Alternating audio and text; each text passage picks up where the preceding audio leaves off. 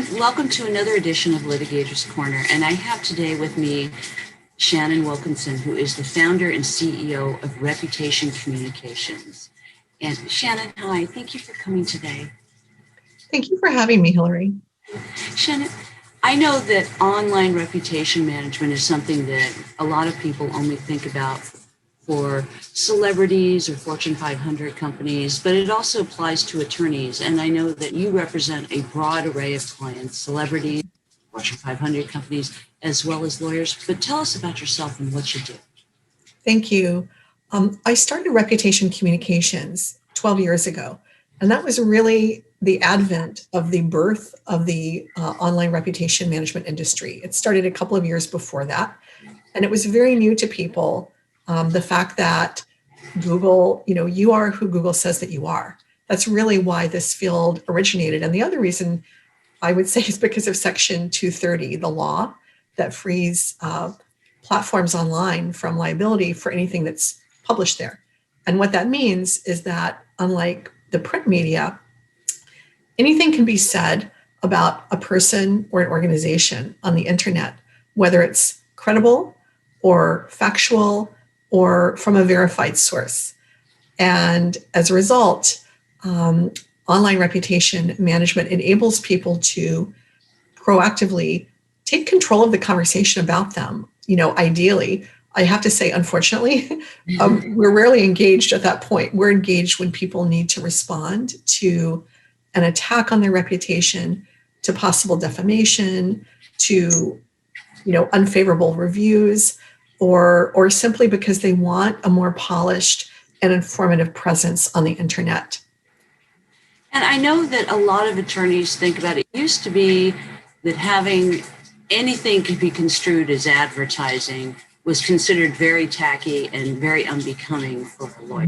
That has changed. I mean, they used to think about it as the lawyer you'd see on a bus seat or a billboard or something like that. But that's not the case anymore, is it? No, I would say the closest parallel to that continues to exist is the desire of many people, especially very successful people, to quote unquote be invisible on the internet. And unfortunately, it's almost impossible in this country to be. And there are a few reasons for that. But one reason is data scraping. Bots, which are computer robots, continually scan the internet for any information about you, Mr. or Ms. Attorney in Los Angeles.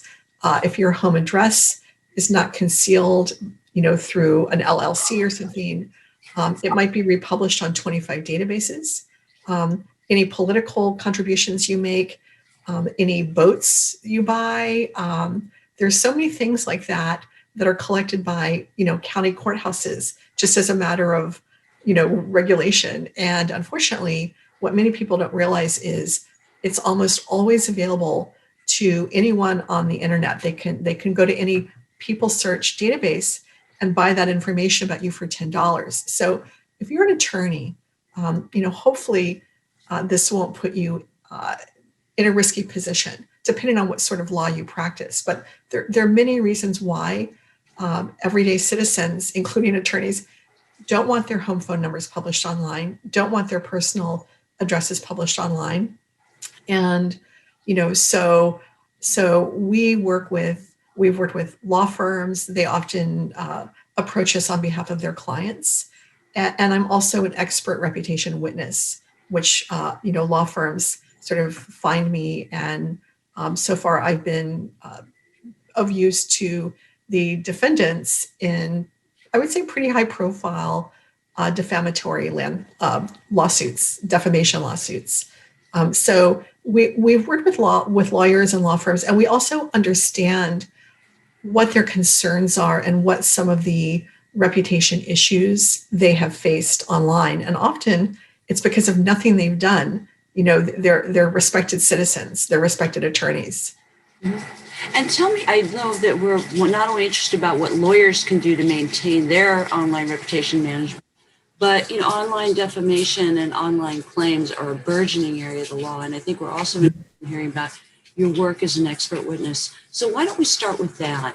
Tell us about some of the matters. I know you can't explain the facts, but some of the general areas in which you've been retained and the kind of cases you've been involved with, and why it's important to have someone like you who can talk about these issues and give insight maybe to a trier of fact and certainly to a legal. Well, defamation cases are very interesting to me because, for one, there's an accusation of a ruined reputation because of an action or a statement that has been made, against them. And so there are a few streams of intelligence that I have to look at and assess. And the first is, did this individual or organization have a valued reputation before? Are they worth $1 million? Are they well known? Are they active in their community? Do they lead, charitable organizations and help raise money for law enforcement? I mean, there are a number of ways that people become recognized within their communities or beyond.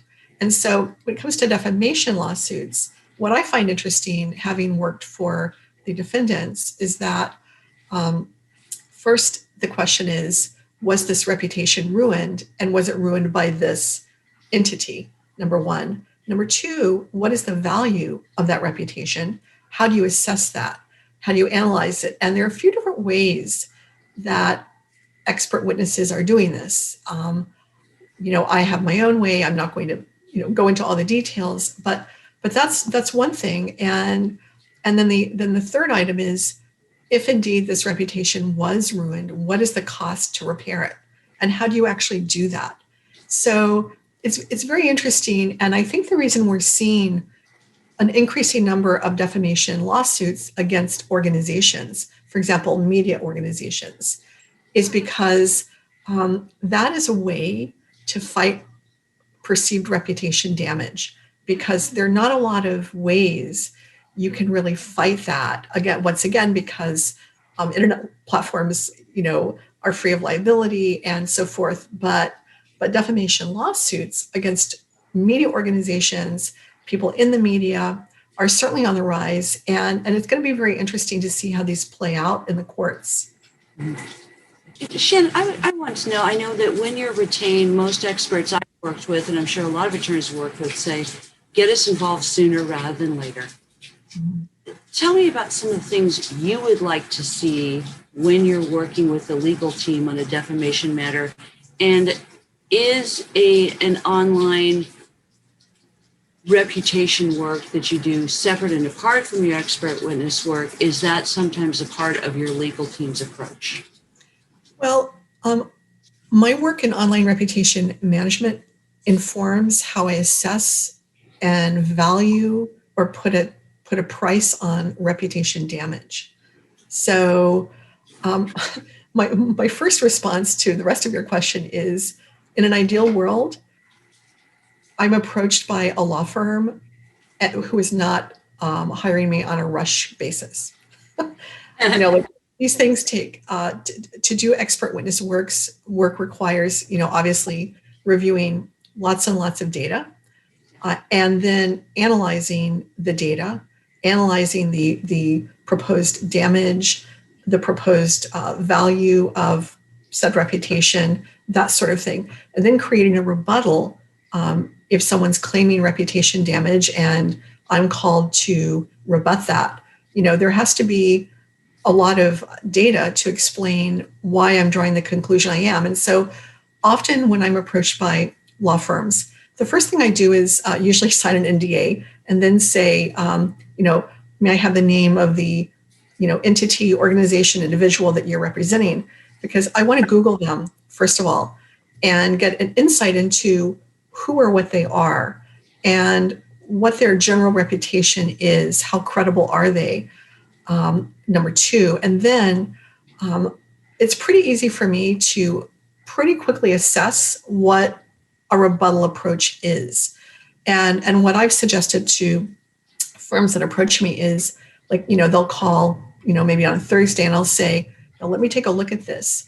And I would be happy to create a 1 or 2 page assessment that essentially analyzes what I'm seeing and gives a response and what I believe would be the best and most potentially effective way to approach a rebuttal or this case. So I can pretty much size that up pretty quickly. Of course, preparing the details, and the report and so on and so forth takes many, many, many hours. And I, work with the attorneys to do this.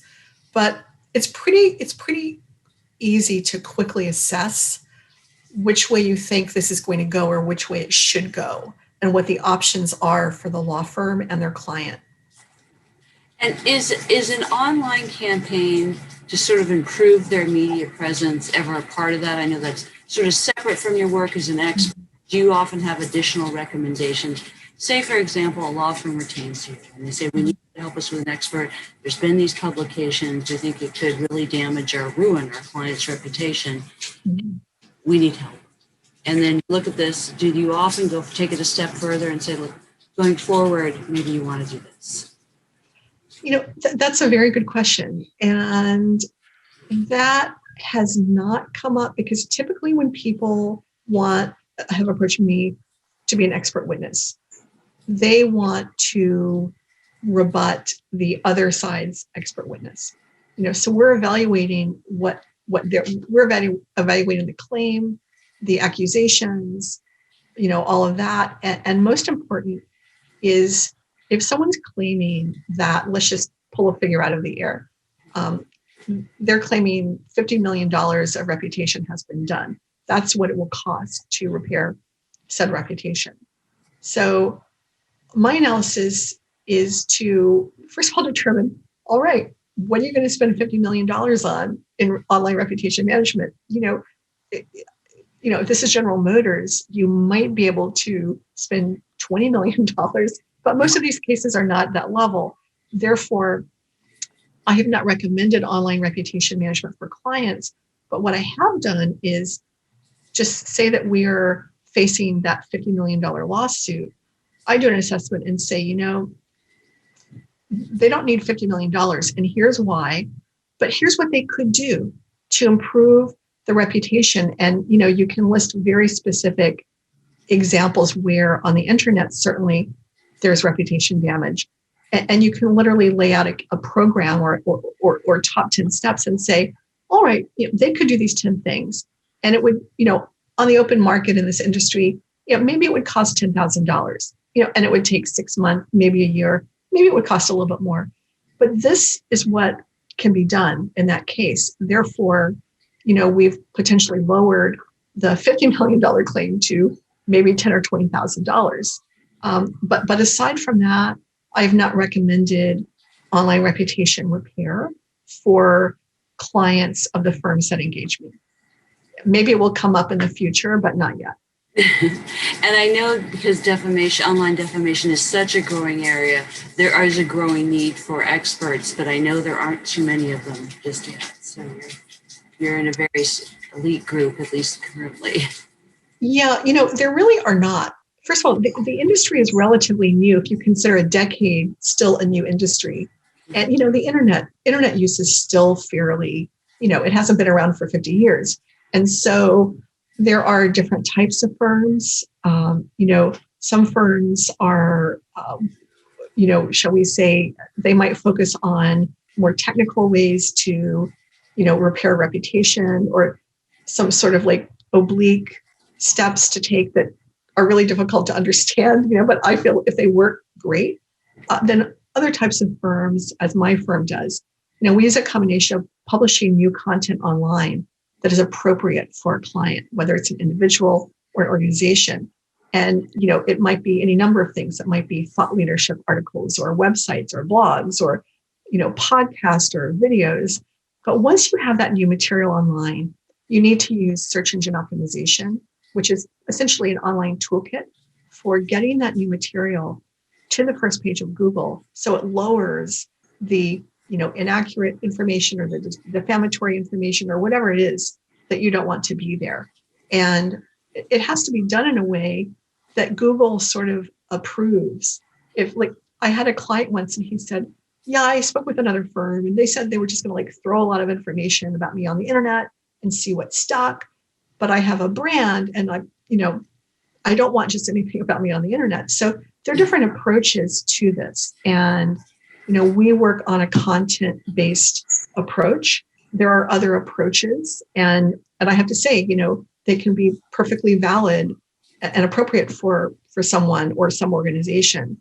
But when it comes to reputation building and brand management, you want the highest quality text, and design websites and whatever's being put out there. That's what you want if you're anyone in the professional eye, or if you're planning to be, or if you have an organization with an established brand. And I think as lawyers, we're always in the public eye, whether we want to be or not. And certainly some of our clients are. And that brings up an important point, Shen. We live in a world where, whether you advertise or not, a lot of people hire attorneys based on what they see online. And if you do not respond or have other information about yourself online, one negative thing, even if it's not true, can start to look like a fact. And people will believe it, whether it's true or not, which is, it's good that we can get all this content out there. It's great that we have more access to information than we ever have in known history. On the other hand, there's a lot of misinformation and false statements and, frankly, nasty statements of opinion that really should be published, but are because of the current state of the law. Mm-hmm. When you're advising a client, say, for example, you have a law firm or a private company, whether it's a mom and pop shop or a Fortune 500 company, tell us why it's so important to make sure that you're bearing that in mind and you have other quality content available. Mm-hmm. What's important is something called digital defense. When it comes to online reputation management, what digital defense means is having a lot of information about yourself or your business or your organization on the first page of Google. A website, a bio, maybe a personal branding site, which is a yourname.com site, maybe articles you published or media interviews that have been done about you. When you have a body of that sort of content on the first page of Google, what happens is it deflects potentially negative content that someone might post about you. And I can give you examples that happen to all sorts of people in businesses, as well as attorneys. Fortunately, I haven't seen this as much with attorneys as with other kind of people, but someone can create a fake website about you or your practice, and they can set it up so that it ranks right under your own practice's website. So when people are researching you, they might click that by mistake. People might impersonate you on Twitter. They might write bad reviews about you or your organization. And when you don't have a lot online about you, when you've only got a LinkedIn article or a company website, you have no protection against any of that potentially negative or malicious third-party information. It rises to the top of Google and it stays there until you pursue an online reputation management, which is simply creating a strategy to put a lot more information on the first and maybe the second page of Google. And I have to say here, the average Google page has 10 entries, not including advertisements. And so if someone creates a fake website about you or post bad reviews, or you break up with them and they devote a blog to how terrible you are or how terrible your organization is, if it appears as the second or third item on Google, you have to put 7 new pieces of information on Google to lower that down. And that takes time, it takes money. And so being proactive and creating just the more essential information about yourself, and certainly if you're an organization, there are what are called listing services where your company address can be listed on multiple search engines, and they sort of show up a lot on the first page of Google. There are a lot of ways, and there's a lot of free information. And I should raise my flag here because we have a very comprehensive article on our website where we publish a digital magazine called You Online. And the article is called The Essentials, Online Reputation Management Facts. It's actually one of the highest ranking entries when you Google online reputation management. It's currently on the first page of Google, but it's actually a very detailed listing with multiple action steps that anyone can take to do what I've just described. So, there's a lot of free information out there. You can use an intern, you can hire people, college students with good tech backgrounds. There are a lot of ways that people can build a digital defense that adds value to their brand on the internet. And Shannon, I know that a lot of lawyers have this issue where, the bigger firms certainly have the budget for it. But if you're a small to mid-sized firm or a solo practitioner, this is just one on a long list of things that we have to do every day. And it can seem really daunting to create an online presence because you're like, I have a business to run, I have to manage the office, I have staff, or maybe you do or you don't, in addition to clients and the other responsibilities that you have. When you're talking about a time commitment, that's something that we always think about. Can you tell us about that? Because I think that puts a lot of people off right away, and I don't think it should. Yeah, that's a very good point. One helpful approach is to break it down into steps. Let's start with a practice's website. Big law firms have very impressive websites. They're well designed.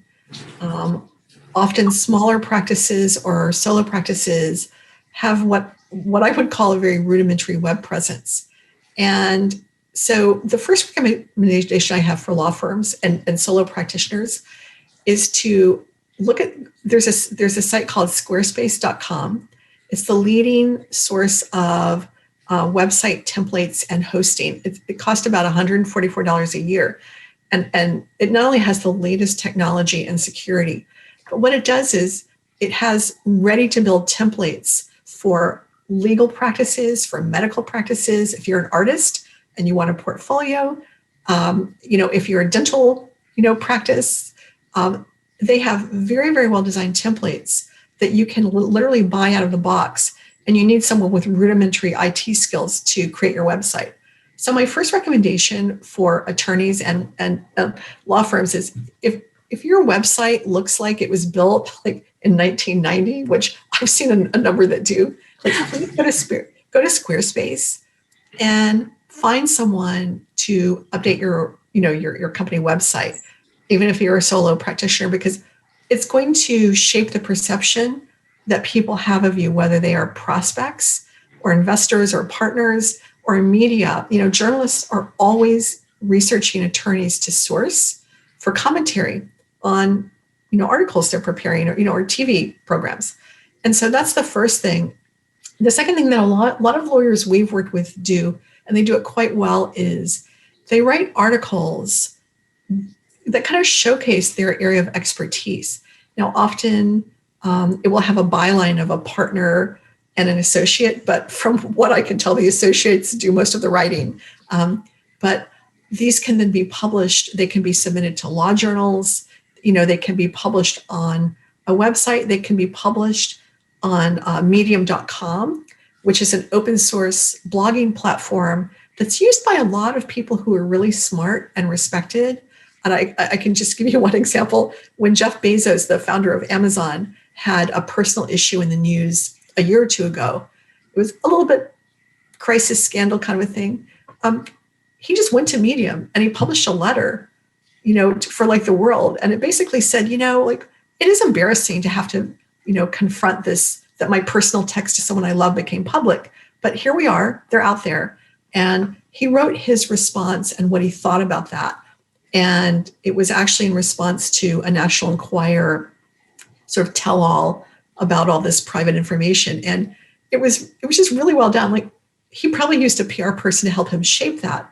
But nonetheless, he published it on Medium, and Medium has different sections like law, politics. So if you're an attorney and you practice in an area that is out there in the public interest, or if it's relevant to any sort of big case that's going on, you can write 500 words and publish it there. That will create another entry about you on Google that could show up on the first page, ideally, or with some SEO help, it will. And there are other things lawyers can do too. One thing that's very, I would say, valuable is to identify journalists who cover law and who interview people who sort of, have similar practices or similar areas of expertise. Often, journalists publish their emails at the end of their articles. I mean, sometimes you can't access them and sometimes you can, but, write them an email, introduce yourself as a resource if they're ever covering a topic that relates to A, B, or C, the areas that you work in. Those are all good ways to start creating more information about you, on the internet. And I also recommend that you establish and maintain a profile on legal profile websites. A lot of people don't think they need to do that, and they don't want to spend whatever, $200 a year. But strictly from an online reputation management standpoint, that gives you another entry on the first page of Google. It adds to your digital defense. And it's also an area a platform where you can showcase your expertise. So those are small building blocks. If you do one a month or one a quarter, you will build a good online profile about yourself, and you'll help shape the public perception about you. And I just want to add, when people don't do this themselves, the world can do it for you, and you may not always like the results. And so what I understand then, and I know that it's more of a process. I mean, no, I don't think anyone expects that it'll happen overnight, but there are things you can do on a weekly, monthly, quarterly basis that require some effort, but they're affordable, and they're options that you can do, and you don't have to have a big firm budget to be able to do this, but you have to be aware of it, and like everything else, make it a priority. So it may not be a huge time investment, but it is an investment of some time, and it is going to cost some money, but it's doable for pretty much every attorney. Yes, and attorneys should consider this part of their marketing plan.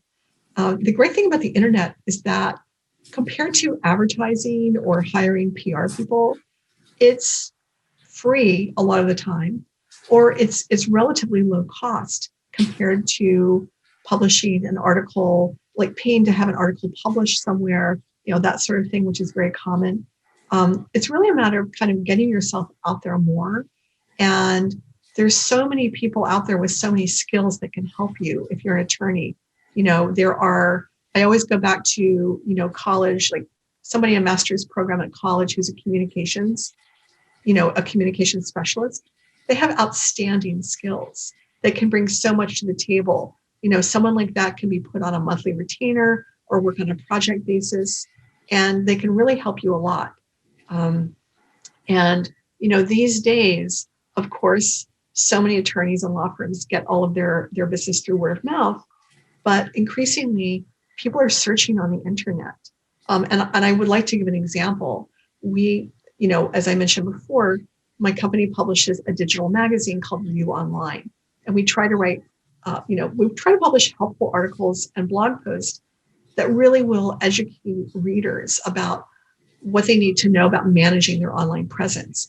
And we often feature Q&As with experts in other fields that have some color, something to do with online reputation management, or occasionally we'll publish articles by them. So we have a top-ranked article that was published. It was written by an attorney named Christine Reefin. She's in New York City. She's an internet specialist, and she does other types of law, but she's very knowledgeable in that area. And we published an article of hers called something like, what to do if you're the subject of defamatory content on the internet. So that article gets about 500 hits a week. It is one of the top articles on Google. When people are researching defamation online or defamation attorneys, like that was never our plan. A lot of content on the internet is planned, so it will get clicks. Sometimes it's clickbait. This article is just like, pow, it's just evergreen. And, she didn't write it with that in mind. We just thought, wow, if you can write this, we'd love to publish it. So if you're an attorney, and your divorce attorney, whatever it is you do, if you publish a series of articles like that, and you publish them in any number of places on the internet, it can really drive more business to you. Yeah. It could, versus being invisible except to the people who refer you business. As well, I think it may be also reassuring to the people who are referring business, going, oh, I saw the attorney you recommended. I looked online because I checked them out too. There's often that. We get calls, and I'm sure a lot of other attorneys do, oh, we saw you online. We liked your website. And, the reality is that those impressions do matter because they want an attorney with a good reputation. So I think it probably also helps them, even if your referrals are word of mouth, and that's how you get most of your business. It's nice to see an attorney with a good online reputation as well. I think it makes the person who's referring more comfortable, as well as the person who's accepting the referral more comfortable to go to that attorney. Well, yes, and when you take these steps, you also become, quote unquote, a thought leader. So a thought leader is someone who's an expert or a specialist or highly knowledgeable in their field. And the more you publish of this nature, the more people read it, and the more, so many opportunities can result. You can be invited to present at conferences. The media can find you. I know that when I started what was originally just a very simple blog that later turned into this big platform we now have, I just started, blogging about online reputation management. And I think the first media opportunity that presented itself was a banking magazine. So I was quoted in a banking magazine, and then Consumer Reports and NBC. NBC, quoted me on something. They want to, feature me on the air, but I was out of New York at that time. So, but, still got a good plug-in. They found me because when they searched for content with those words, they found my blog. And, oh, here's someone we can interview. So I just, that's a very low cost way for attorneys to put themselves out there. And there's so many ways to use writers as ghostwriters or as co-writers, and certainly associates, really value the opportunity to have a byline and a bio at the end of an article like that. Yeah. So it's a win-win for everyone. It is. And I think that there are so many writers online and online podcasts and YouTube channels and people writing books and articles. I think they really value a person they can call who's a reliable source of information, who's professional. And so if you can, people call who they know. The first thing you're going to think about is, who do I know who can help me with this? And if you're one of those people, I think it really helps them. And I know that a lot of attorneys, again, don't think this is becoming of the legal profession, but a lot of people now want to get involved in it. There's been such an evolution that I've seen even in the last 10 years about what is appropriate and things like that. I mean, it was a huge, huge step to be in the media or online or to publish an article 20 or 30 years ago. That was really reserved for very, very few people. And I think it's nice that a lot of other very talented lawyers and accomplished lawyers are able to do this now because of the content, but you have to put yourself out there. I think that's the real key here. Yes, and I think something interesting to do is to look at some really big law firms and see what they're doing. Now, I had a conversation last week with someone at a very, very large law firm, and they've got podcasts, they've got white papers, they are putting it out there. They've got a very robust website, and obviously they've got a lot of resources to work with, but that's what they're doing. And that's what they're doing increasingly because it's a very competitive environment. And, even though referrals are still so key in law, you want to be ahead of the pack. And if very respected firms that are very successful are writing articles and doing podcasts and this, that, and the other, then it's kind of a signal that things have changed. And the other reason they're doing that is traditional media has been dying for the last 10 years. Yes, the Wall Street Journal is alive and well. They're always interviewing attorneys. Attorneys are always providing commentary on TV, typically very famous attorneys, but not necessarily always. And so with the demise of a lot of print media, this has opened up opportunities for, experts and specialists and organizations to be their own media. They no longer need a middle person to make this happen. No, it is. And it used to be, when I was a kid, you'd always see that when you get up in the morning, there'd be a newspaper outside everyone's home, and then you'd come in, or you come into the office, and if you came in early, you'd see the newspapers outside everyone's office, and that's not the case anymore. Get in, and it's on the internet. It's not in your email. It's online, and there are lots of ways to do this. But I think that's the nice thing. One of the nice things about the digital age that we're in is, in that respect, a solo practitioner, a small firm, can have as many opportunities as a large firm can, or as much as time they want to put into it. So. It's revolutionary. And when you think of it, when you think of like thought leaders on social media, people who are leading the pack on all these, Instagram and whatever, there are these people, whether they're a chef at home, or a 22-year-old who loves makeup, who does tutorials, online, whatever kind of person they are, they kind of follow the same sort of model. They put themselves out there, often very unprofessionally, just got like a little video cam in their kitchen. But somehow they they attract an audience, and that makes them very valuable. And they get, spokesperson deals for Maybelline, or, all sorts of organizations. And, attorneys don't do that sort of thing, but they can follow the same kind of path of simply putting content out there. Content is king on the internet. And the more well-written it is, the more relevant it is to anything happening in the world, whether it's, environmental law, pharmaceutical law, divorce law, whatever, the more people will find you. And, I always encourage people to do this for a period of a year and just sort of see what happens, measure the amount of their, business. Does it increase? Do they get more quality business from the internet? Are they invited to join organizations and, present at conferences?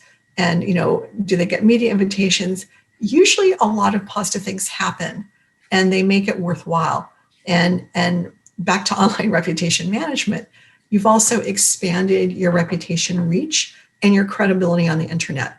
And that's very valuable for any professional, certainly attorneys. Shannon, what are some things that you wish we as lawyers knew? We learned something else from today. What do you want us to know?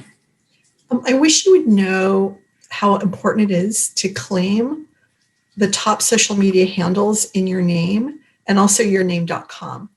And specifically, everyone should own theirname.com. You can go to Google Domains, googledomains.com.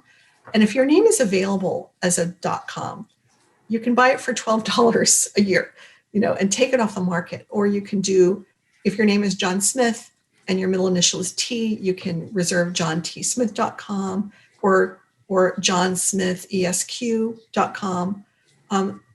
Even if you never plan to be on social media and you never want to have a website about yourself, having a Twitter handle in your name and a Facebook page, just a Facebook address in your name that you will never use is super important, because there are many people who share the same names as other people. And for example, my name, Shannon Wilkinson, has about 78 other people with the same name on LinkedIn.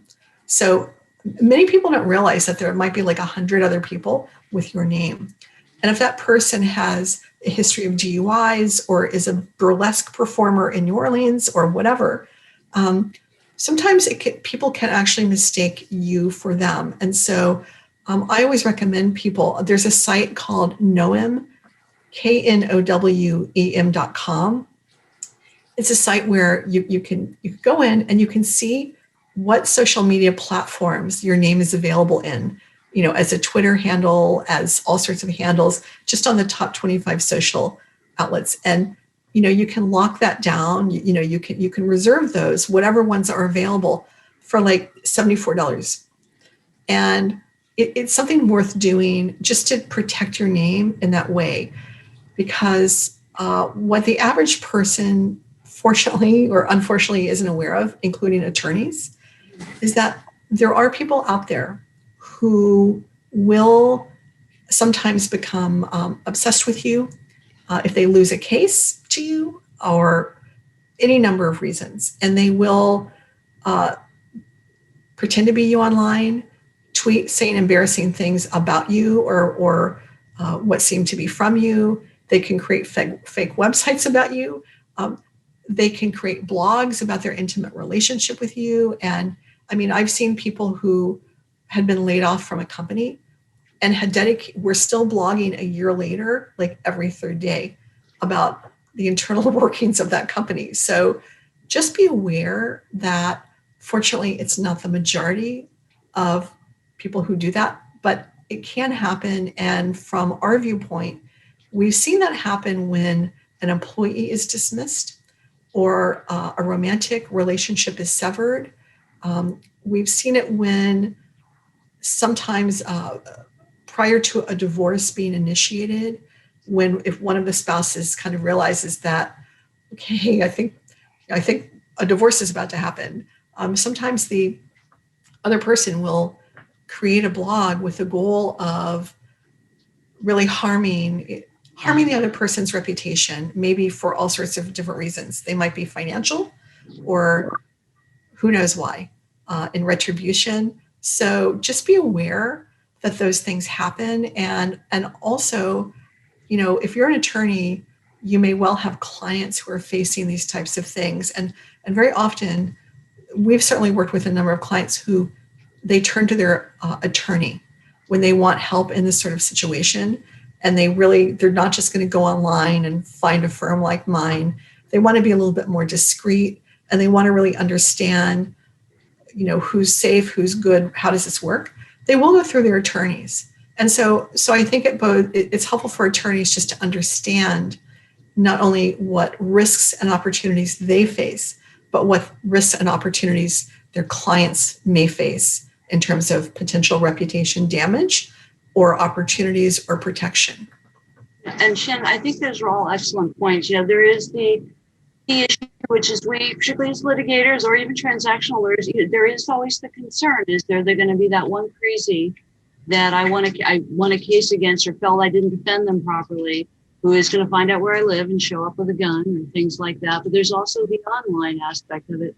And I think it highlights another really important point. We as lawyers, we're now required to understand digital media and discovery and at a basic level of competence. But I think you are right that knowing about how online reputation management works, even just having a working knowledge, just a fundamental working knowledge, is now an essential part of being a good lawyer. Exactly. And a frequent question I've experienced from law firms are bad reviews. And, there's so many examples, but I think of all the professions on earth, the least likely profession to use a review management service is a law firm. And they often don't realize that there are what are called review management platforms. But something that often happens to law firms is they will get a bad review from an unverified person. Who knows if it's even credible or not, on a platform called Google My Business. When you Google a lot of law firms and sometimes independent practitioners, at the top right of the first page of Google is what's called a knowledge platform. It's published by Google. It's a platform called Google My Business. And Google basically puts this box of information about law firms and other businesses on the internet. A lot of times when the people have a credible business address and landline telephone, Google kind of puts it up there and they data scrape your hours open and your basic information. And it has a place where anyone can post a review about you.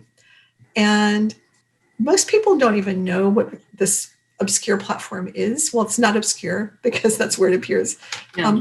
But the good news is that you can claim that, if you own a firm or you're a solo practitioner and that is up there about your firm, Google has a mechanism where you can go in and you can claim it and you can correct the information, you can add to it, and you can flag inappropriate reviews.